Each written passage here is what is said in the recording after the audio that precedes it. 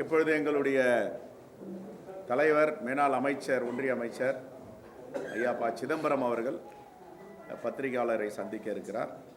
இப்பொழுது அவர் தொடங்குவார். வணக்கம்.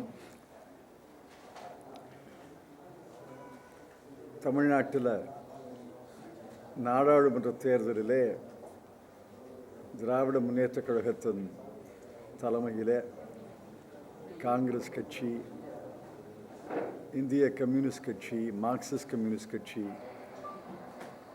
விடுதலை சிறுத்தைகள், மறுமலர்ச்சி திராவிட முன்னேற்றக் கழகம், கொங்கு நாடு கட்சி, ஏனைய கட்சிகள் இணைந்து அமைத்த கூட்டணி 39க்கு 39 இடங்கள், புதுச்சேரியை சேர்த்து 40ற்கு 40 இடங்கள் வெற்றி பெற்றதற்காக தமிழ்நாடு புதுச்சேரி மக்களுக்கு எங்களுடைய நன்றியை நாங்கள் அடக்கத்தோடு தெரிவித்துக் கொள்கிறோம். தமிழ்நாடு மக்கள் திராவிட முன்னேற்றக் கழக காங்கிரஸ் கூட்டணிக்கு மிகப்பெரிய வெற்றியை தந்து இந்தியா கூட்டணியிலேயே தமிழ்நாடு ஒன்றுதான் 100க்கு 100 என்ற மதிப்பெண்ணை பெற்றிருக்கிறது என்பது நமக்கு சிறப்பான பெருமை. அதற்கு தமிழக மக்களுக்கு, புதுச்சேரி மக்களுக்கு நன்றியை தெரிவித்துக் கொள்கிறோம். அகில இந்திய அளவில் இந்த கூட்டணி ஏறத்தாழ 234 இடங்களை பெற்றிருக்கிறது. அது ஒன்றும் சாதாரண எண் அல்ல. பாரதிய ஜனதா கட்சி 303 தொடங்கி தனக்கு இலக்கு என்று 372 இலக்காக வைத்துக்கொண்டு தன்னுடைய கூட்டணிக்கு 400க்கு மேற்பட்ட இடங்கள் என்று இலக்காக வைத்துக்கொண்டு இறுதியில் பாரதிய ஜனதா கட்சி வெறும் 240 இடங்கள், அவர்களுடைய கூட்டணி 292 இடங்கள் என்று மிகப்பெரிய சரிவு அவர்களுக்கு ஏற்பட்டிருக்கிறது.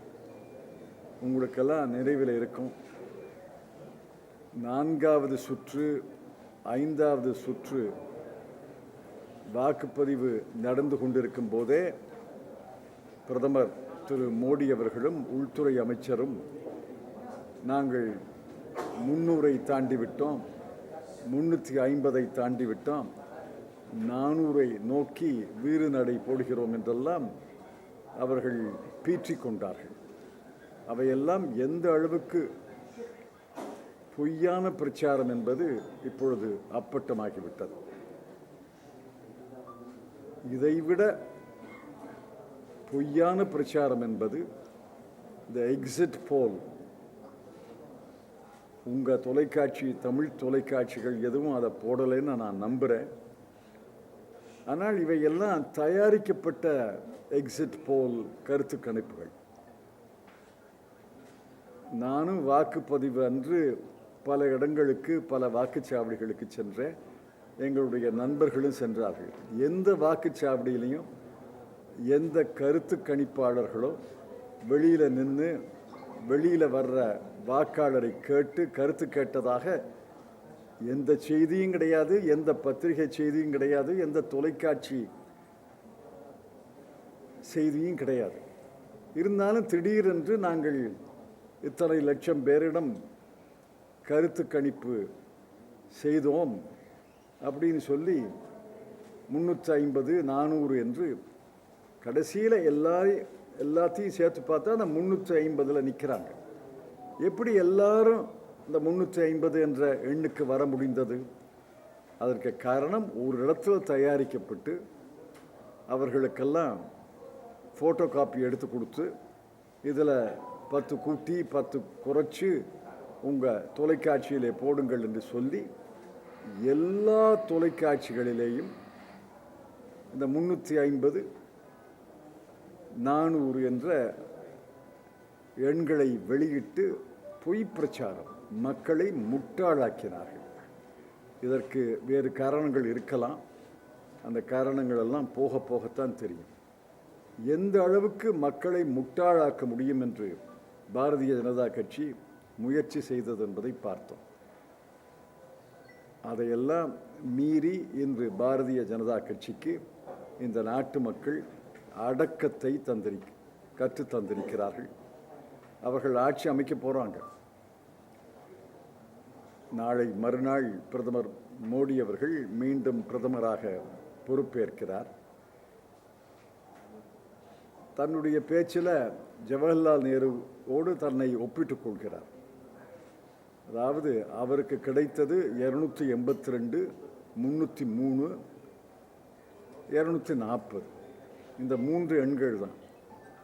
ஜவஹர்லால் நேருக்கு கிடைத்தது 361, 374, 364. ஜவஹர்லால் நேருவோடு திரு நரேந்திர மோடி அவர்கள் தன்னை ஒப்பிட்டுக் கொள்வதை நாங்கள் நிராகரிக்கிறோம். இந்த நாட்டு மக்கள் நிராகரிப்பார்கள். 3வது முறை பொறுப்பேற்கக்கூடிய திரு மோடி அவர்களுக்கு குடிமகன் என்ற முறையில் இந்திய அரசு ஒன்று அமைகிறது. எல்லாருக்கும் தான் அது பொதுவான அரசு. குடிமகன் என்ற முறையிலே அவருடைய அரசை வாழ்த்துகிறோம். அதே நேரத்தில் எதிர்க்கட்சி என்ற முறையில் அந்த அரசு செயல்பாடுகளை நாங்கள் கண்டிப்பாக கண்காணிப்போம் என்று தெரிவித்துக்கொண்டு என்னுடைய முன்னுரையை முடித்துக் கொள்கிறேன்.